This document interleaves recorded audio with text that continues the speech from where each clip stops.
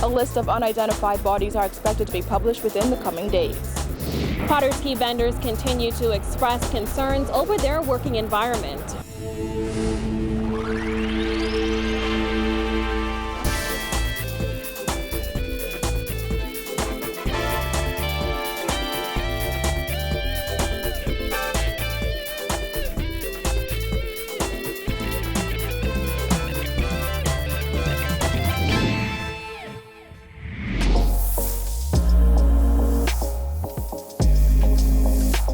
Our news is brought to you by Alive.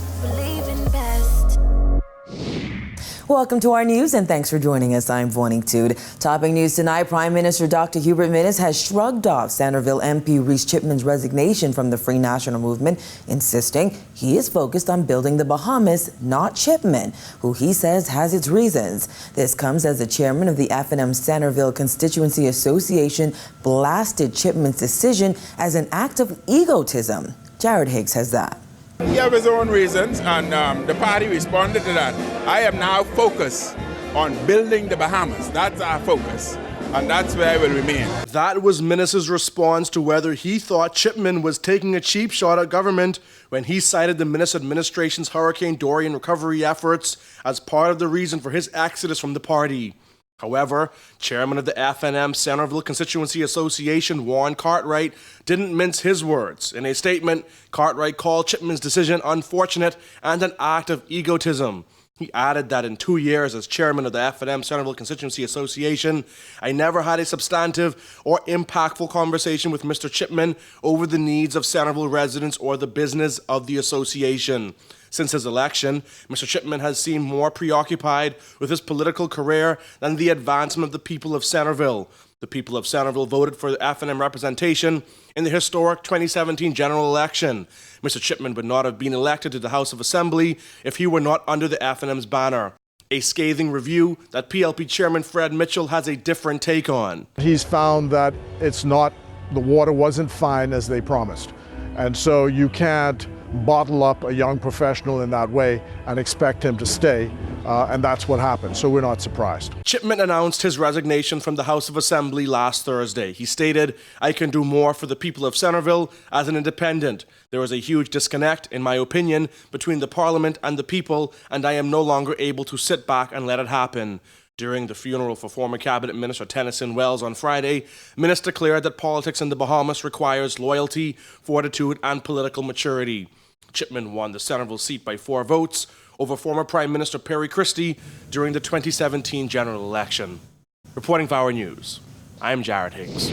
The process of identifying storm victims will be simplified, according to Minister of Health Dr. Dwayne Sands, who said government is also considering reducing the timeline before a missing person can be declared dead.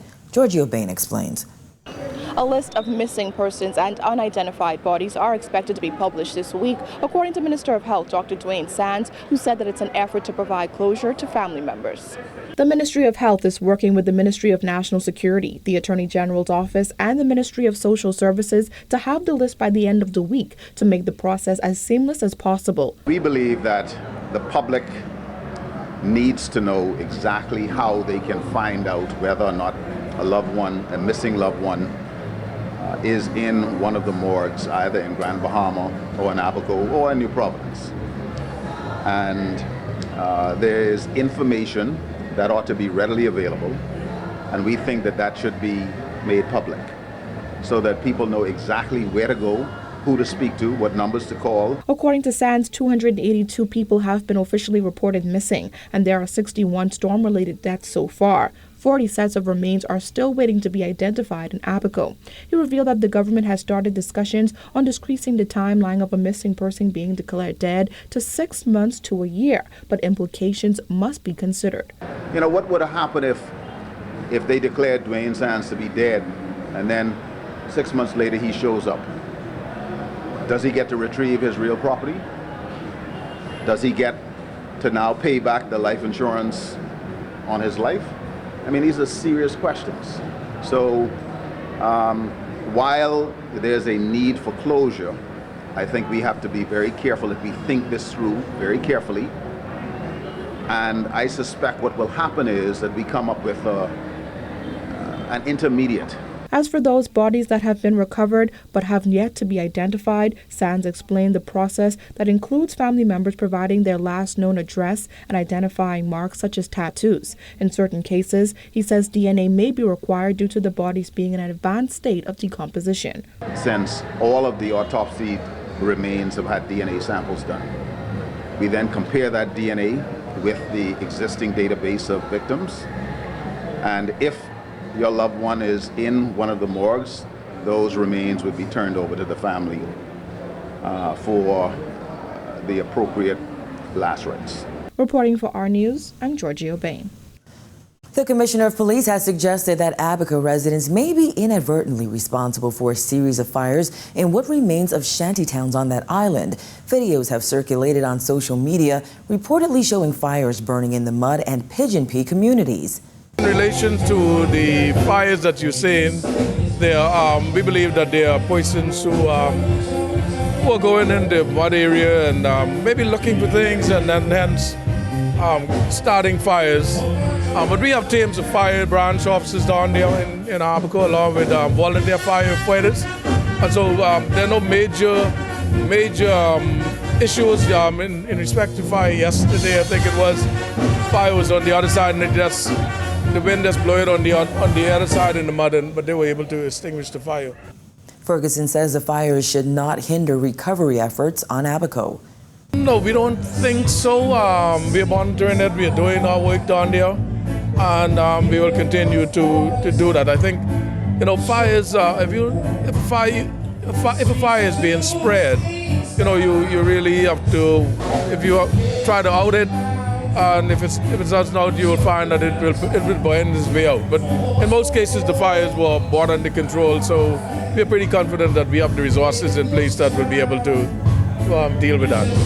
On the heels of a deadly shooting in McCullough Corner last night, the country is on pace to exceed the murder count for last year. The police chief acknowledged the spike in homicides and insisted police are doing all they can to stop the carnage.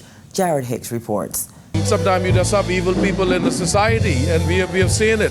Particularly around the 6th of September, you have seen a spike in homicide. Commissioner of Police Anthony Ferguson is insisting that his officers are doing all they can to prevent murders and other crime. However, he says the force has its limits. Because the police is only a fraction of who resides in our society. We can't sit on the sideline and then count murders and then look at it, because these are Bahamian children. According to Our News records, there have been 22 killings since September 6th. The 5-week period has been marred with extreme violence, including 4 people who were shot dead on the evening of September 6th within 40 minutes of each other. Dozens more shootings and other domestic incidents have caused violent crime statistics to skyrocket. Ferguson has consistently pointed the finger at bad company. Persons ought to be very careful with the company that you keep, and I keep saying it. Be aware of who you are wrong. You notice that people are along with somebody, some people are innocently being victim of injuries. This recent trend will do little to inspire government, which hopes to reduce the murder count to 85 by 2021. The shooting death of a man on Pit Lane off Sandy Lane on Monday night brought 2019's murder count to 85, with more than 2.5 months remaining in the air. Still, Ferguson criticized those whom he says simply count the murders while offering an ominous suggestion. Everybody needs to be watchful. Everybody needs to be watchful and not counting. I think I get a little concerned when people sitting down and then counting murders. One murder is too much, and you don't know where you might be. Police are also coping with a recent spate of armed robberies. Over the weekend, 10 incidents were reported. Reporting for Our News, I'm Jared Higgs. A 23-year-old man was charged in the magistrate's court today in connection with last month's murder in the Grove. Jillian Gray has the details. The mother of Stefan Davis wept openly as her son was hauled before the magistrate's court, shackled and charged with murder.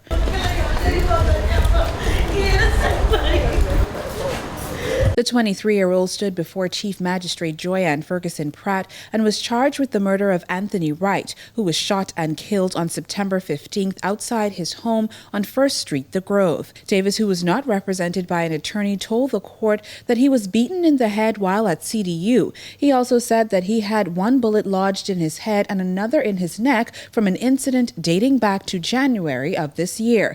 Davis then showed the prosecutor and magistrate X-ray scans of his head and neck and said he was not fit for prison. Ferguson Pratt made note of his concerns and said she would relay them to the commissioner of the prison. She told Davis she would suggest he be seen by the prison doctor. Ferguson Pratt then told Davis she could not grant him bail, but informed him that he can apply to the Supreme Court. She then remanded him to the Bahamas Department of Correctional Services. Davis will return to court on December 5th for the presentation of a voluntary bill of indictment.